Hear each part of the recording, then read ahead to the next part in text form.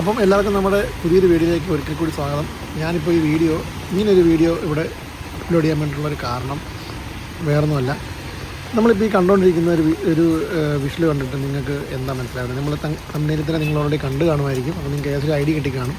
അപ്പോൾ ഞാനിത് ഒരു അപകടം അല്ലെങ്കിൽ ദുരന്തം എന്ന രീതിയിൽ നിങ്ങളെ കാണിക്കുന്നു എന്നുള്ളത് മാത്രമല്ല, ഇതിൻ്റെ പോസ്റ്റ് ചെയ്യാൻ വേണ്ടി പ്രധാനപ്പെട്ട കാരണം ഈ ഒരു സ്ഥലത്തിനൊരു പ്രത്യേകതയുണ്ട്. അതായത് വേറൊന്നുമല്ല, ഇത് ലൊക്കേഷൻ കറക്റ്റ് വരുന്നതെന്ന് പറഞ്ഞാൽ നമ്മുടെ മുണ്ടക്കയം എന്ന് പറയുന്ന സ്ഥലം എല്ലാവരും കേട്ടിട്ട് കാണുമായിരിക്കും. അതുപോലെ തന്നെ എരുമേലിയും കേട്ടിട്ടുണ്ട് അല്ലേ. അപ്പോൾ ഈ മുണ്ടക്കയത്തിനും എരുമേലിക്കും ഇടയ്ക്ക് കണ്ണിമല വളവെന്ന് പറയുന്ന ഒരു ഭാഗമാണ് നമ്മൾ ഈ കണ്ടുകൊണ്ടിരിക്കുന്നത്. ഇവിടുത്തെ പ്രധാനപ്പെട്ട പ്രശ്നം എന്താണെന്ന് ചോദിച്ചാൽ, ഇതൊരു നല്ല കുത്തനെയുള്ള നല്ലൊരു ഇറക്കവും അതുപോലെ തന്നെ ഒരു പ്രത്യേക രീതിയിൽ എസ്വളവ് ആകൃതിയുള്ളൊരു വളവുമാണ് ഇവിടെ ഉള്ളത്. പറഞ്ഞു വരുവാണെന്നുണ്ടെങ്കിൽ ഏറ്റവും വലിയൊരു അപകടം നടക്കുന്ന സ്ഥലം എന്ന് തന്നെ നമുക്ക് പറയാം. അതായത് ഈ ഒരു വളവിൽ നിന്നും മേളിൽ നിന്നും ബ്രേക്ക് നഷ്ടപ്പെട്ട് വരുന്ന വണ്ടികൾ നേരെ കാണുന്ന താഴെ കുഴിയിലേക്ക് പോവുക, അതുപോലെ തന്നെ വളഞ്ഞ് അപ്പുറത്തെ സൈഡിൽ പോയി ഇടിക്കുക, ഇപ്പുറത്തെ സൈഡിലേക്ക് മറിഞ്ഞ് വീഴുക, അങ്ങനെയുള്ള ഒരുപാട് പ്രശ്നങ്ങൾ ഉണ്ടാകാറുള്ള ഒരു പ്രദേശമാണ് ഈ കണ്ണിമല എന്ന് പറയുന്നത്. അപ്പോൾ ഇത് അനവധി കണ്ടോ, ഇതിൻ്റെ ഒരു ലൊക്കേഷൻ നിങ്ങൾ ജസ്റ്റ് നോക്കി കണ്ടോ, അതിൻ്റെ ഒരു ആകൃതി നമ്മളിപ്പോൾ ഒരു വൈഡ് ആംഗിൾ എടുത്തപ്പോൾ നിങ്ങൾക്ക് ഏകദേശം മനസ്സിലാക്കാൻ പറ്റുന്നുണ്ടായിരിക്കും. ഞാൻ ഈ വീഡിയോ പോസ്റ്റ് ചെയ്യാൻ വേണ്ടി വന്നതിൻ്റെ അർത്ഥം എന്ന് പറയുന്നത് വേറൊന്നുമല്ല, നമുക്ക് ശബരിമല ഒരു പ്രധാന പാതയാണ്. അതായത് നമ്മുടെ മധുര, കമ്പം അങ്ങനെ കയറി വരുന്ന തമിഴ്നാട്ടിൽ നിന്നും വരുന്ന, അതുപോലെ തന്നെ ആന്ധ്രയിൽ നിന്നും കർണാടകയിൽ നിന്നും അങ്ങനെ പല സംസ്ഥാനങ്ങളിൽ നിന്നും വരുന്ന വണ്ടികളെല്ലാം ശബരിമലയ്ക്ക് പോകുമ്പോൾ പാസ് ചെയ്തു പോകുന്ന ആ ഒരു പ്രധാന പാതയാണിത്. ഇവിടെ ഇപ്പോൾ ഓൾറെഡി നമുക്ക് പുതിയൊരു വഴി വരാനായിട്ടുണ്ട്, ഒരു ഹൈവേ ഒക്കെ ആയിട്ടുണ്ട്. പക്ഷേ അത് എന്നത്തേക്കാണ് എത്തിച്ചേരുക എന്നുള്ളത് നമുക്കറിയത്തില്ല. എങ്കിലും ഞാനിത് പോസ്റ്റ് ചെയ്യാൻ വേണ്ടിയുള്ള കാരണം വേറൊന്നുമല്ല, ഈ വഴി വരുന്ന ആളുകളെല്ലാവരും അഡ്വാൻസായിട്ട് തന്നെ ചിന്തിക്കേണ്ട കാര്യമുണ്ട്. ഇതിങ്ങനൊരു വളവാണ്, അപ്പോൾ നമ്മൾ ആ രീതിയിൽ ശ്രദ്ധിച്ച് പോകണം എന്നുള്ളത് എൻ്റെ ഈ വീഡിയോ കണ്ടിട്ട് എങ്കിലും കുറച്ച് ആളുകൾ മനസ്സിലാക്കട്ടെ എന്നുള്ളൊരു ഒറ്റ ഉദ്ദേശത്തോടു കൂടിയാണ് ഞാൻ ഈ ഒരു വീഡിയോ പോസ്റ്റ് ചെയ്യാൻ വേണ്ടിയിട്ടുള്ള കാരണം കേട്ടോ. ഇപ്പോൾ ഈ ഒരു വണ്ടിക്ക് അപകടം നടക്കാനുള്ളൊരു കാരണം നമ്മൾ ഈ പറഞ്ഞാൽ മേളിൽ നിന്ന് ഡയറക്റ്റ് ബ്രേക്ക് നഷ്ടപ്പെട്ട് അങ്ങനെ പോകുന്നൊരു സാഹചര്യം അല്ലായിരുന്നു. അതിനുള്ളൊരു എക്സാമ്പിൾ എനിക്ക് പറയാൻ വേണ്ടിയിട്ടുള്ളത്, നമ്മൾ ഈ വീഡിയോ കാണുന്ന എല്ലാ ഡ്രൈവർമാരോടും കൂടിയിട്ടാണ്.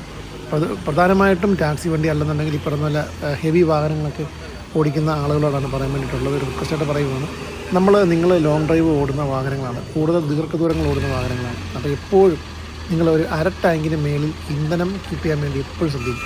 ഇപ്പോൾ ഈ വണ്ടിയുടെ അപകടത്തിനുണ്ടായ കാരണം ഞാൻ വ്യക്തമായിട്ട് പറഞ്ഞുതരാം. ഈ വണ്ടി ലോഡുമായിട്ട് നേരെ മുകളിലേക്ക് കയറി പോകുന്നു, ആ വളവ് തിരിഞ്ഞ് നേരെ ഫുൾ ലോഡ് ചെയ്യാതെ ഹൈ ഗിയർ തന്നെ ഒന്ന് കൂട്ടിക്കുന്നു. അവർ മേളിൽ കയറി ചെല്ലുന്നു. മേളിലേക്ക് കയറി പോകുന്ന ആ സമയത്ത് വണ്ടിയിലേക്ക് ഡീസൽ കുറവായിരുന്നു. അപ്പോൾ ആ ഡീസൽ കയറ്റം കയറുമ്പോഴത്തേക്കും ഡീസൽ ടാങ്കിൻ്റെ ബാക്കിലേക്ക് താഴെ ഭാഗത്തേക്ക് ഡീസൽ വരികയും പമ്പ് ചെയ്തെടുക്കാനുള്ള ഡീസൽ ലഭിക്കാതെ വന്നൊരു സാഹചര്യത്തിൽ വണ്ടിക്കൊരു മിസ്സിങ് അനുഭവപ്പെടുകയും ആ മിസ്സിങ്ങിലൂടെ വണ്ടി ഇഞ്ചിൻ ഓഫായി പോകുന്ന സാഹചര്യമുണ്ട്. അങ്ങനെ ഇഞ്ചിൻ ഓഫായി പോയ സാഹചര്യത്തിൽ ഈ ഡ്രൈവർ എന്ത് ചെയ്തു? ഈ ഡ്രൈവർ വണ്ടി ഹാൻഡ് ബ്രേക്കിൽ എന്തോ ഇട്ടിട്ട് ഡ്രൈവർ വണ്ടിയിൽ നിന്ന് ഇറങ്ങി. അങ്ങനെ ഇറങ്ങി നിന്ന് കഴിഞ്ഞ സാഹചര്യത്തിൽ വണ്ടി ഓട്ടോമാറ്റിക്കായിട്ട് തന്നെ ഉരുണ്ട് താഴേക്ക് പോകുന്നൊരു സാഹചര്യം ഉണ്ടായി. അങ്ങനെ വണ്ടി നേരെ താഴേക്ക് വന്ന് നിയന്ത്രണം വിട്ട് ആ കാണുന്ന വലത് സൈഡിൽ കാണുന്ന ആ ഒരു ഭാഗത്തേക്ക് പോയി അവിടുന്ന് സൈഡിൽ ഇടിച്ച് അവിടുന്ന് വണ്ടി നേരെ വട്ടം മറിഞ്ഞ് വീഴുകയാണ് ഉണ്ടായത്. ഒരുപക്ഷെ ആ റിവേഴ്സ് വരുന്ന അത് സമയം എന്ന് പറഞ്ഞാൽ അതായത് ഇന്ന് ഞായറാഴ്ചയാണ്, ഇന്ന് വെളുപ്പിന് 3:45 ആ സംഭവം ഉണ്ടാകുന്നത്. ഇതൊരു പകലോ അല്ലെങ്കിൽ വേറെ ഏതെങ്കിലും സാഹചര്യങ്ങളിൽ പുറകെ വണ്ടി ഉണ്ടായിരുന്നൊരു അവസ്ഥയായിരുന്നെങ്കിൽ എന്താകുമായിരുന്നു എന്ന് നമ്മൾ ചിന്തിക്കേണ്ട ഒരു പ്രധാനപ്പെട്ട കാര്യമാണ്. അപ്പം എല്ലാവരും ഈ ദീർഘദൂരം അല്ലെങ്കിൽ ഇതുപോലെ തന്നെ ഹെവി വാഹനങ്ങൾ ഓടിക്കുന്ന ഡ്രൈവർമാരെല്ലാവരും എപ്പോഴും ഒരു ടാങ്കിന് മുകളിൽ പെട്രോൾ അല്ലെങ്കിൽ ഡീസൽ ഉണ്ടോ എന്ന് ഉറപ്പാക്കിയ ശേഷം മാത്രം ഇത്തരത്തിലുള്ള റോഡുകൾ മുന്നിലുണ്ടെങ്കിൽ പോകാൻ വേണ്ടിയിട്ട് ശ്രമിക്കുക. അല്ലെങ്കിൽ ഇതുമായിട്ട് ബന്ധപ്പെട്ടുണ്ടാകുന്ന ആ ഒരു നഷ്ടം ഇപ്പോൾ ഈ ഒരു അപകടത്തിൽ ഈ പറയുന്ന തക്കതായിട്ടുള്ള ജീവഹാനിയോ അല്ലെന്നുണ്ടെങ്കിൽ വലിയ പരിക്കുകളോ കാര്യങ്ങളോ ഒന്നും തന്നെ ഉണ്ടായിട്ടില്ല. വണ്ടിക്ക് മാരകമായിട്ടുള്ള ഒരു പരിക്കുകളും ഉണ്ടായിട്ടില്ല. അപ്പോൾ അതിൻ്റെ മെയിൻ ക്ലാസ്സൊക്കെ ആണെങ്കിലും അവർ ഊരി മാറ്റി വെച്ചിട്ടാണ് ഇപ്പോൾ ഇങ്ങനെ ചെയ്തുകൊണ്ടിരിക്കുന്നത്. ഇനിയിപ്പോൾ സേഫായിട്ട് തന്നെ അവരത് തിരിച്ച് വെക്കുന്നൊരു സാഹചര്യമൊക്കെ ഉണ്ടാകും. അപ്പോൾ അതുകൊണ്ട് വലിയ കുഴപ്പമില്ല. പക്ഷേ മറിച്ച് നമ്മൾ ആദ്യം പറഞ്ഞ പോലെ തന്നെ ഒരു വലിയൊരു ദുരന്തത്തിലേക്ക് പോകുന്ന ഒരു സാഹചര്യം ഉണ്ടായിരുന്നെങ്കിൽ എന്താകുമായിരുന്നു എന്ന് നമ്മൾ ചിന്തിക്കേണ്ടത് തന്നെയാണ്. അപ്പോൾ ഇതുമായിട്ട് ബന്ധപ്പെട്ട് ഈ വണ്ടിക്കാണെങ്കിൽ പോലും ഇപ്പോൾ ഉണ്ടായിരിക്കുന്ന ബുദ്ധിമുട്ട് നമ്മൾ മനസ്സിലാക്കണം. അതിലുണ്ടായിരുന്ന ആ ലോഡ് ഒരു പകുതിയോളം തന്നെ ഏകദേശം നാശം സംഭവിക്കുന്നൊരവസ്ഥയിലേക്ക് പോയിട്ടുണ്ട്.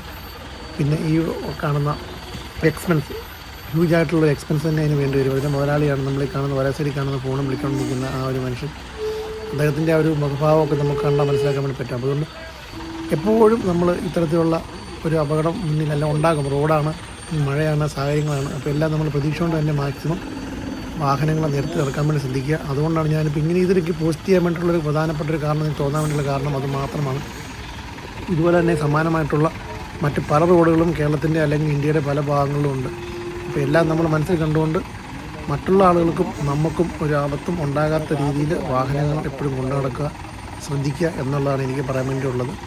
അപ്പോൾ കൂടുതൽ ചെറിയൊരു വീഡിയോ ആണ് ഇത്. അതിനുവേണ്ടി ഇത് ഷോർട്ടായിട്ട് ഇടുന്നതിനെക്കാട്ടിലും ഉപരി സമയം ഉള്ളതുകൊണ്ടാണ് ഞാനത് ഒരു വീഡിയോ ആയിട്ട് തന്നെ പോസ്റ്റ് ചെയ്യാൻ വേണ്ടിയുള്ള കാരണം കേട്ടോ. അപ്പോൾ നമ്മൾ ഇതുമായിട്ട് ബന്ധപ്പെട്ടുള്ള 10 പേരിലേക്ക് നമുക്കറിയാവുന്ന കാര്യങ്ങൾ എത്തിക്കുക എന്നുള്ള ഉദ്ദേശത്തോടു കൂടിയാണ് നമ്മളിത് പോസ്റ്റ് ചെയ്യുന്നത്. അതുകൊണ്ട് എല്ലാവരും മാക്സിമം ഒന്ന് കാണുക, മറ്റുള്ള ആളുകളിലേക്ക് ഒന്ന് ഷെയർ ചെയ്യാൻ വേണ്ടിയിട്ട് ശ്രമിക്കുക. അപ്പോൾ ഈ ഒരു ലൊക്കേഷൻ നിങ്ങൾ മറക്കാതിരിക്കുക. ലൊക്കേഷൻ വരുന്നത് കറക്റ്റ് പറയുകയാണെന്നുണ്ടെങ്കിൽ കണ്ണിമല എന്ന് പറയും.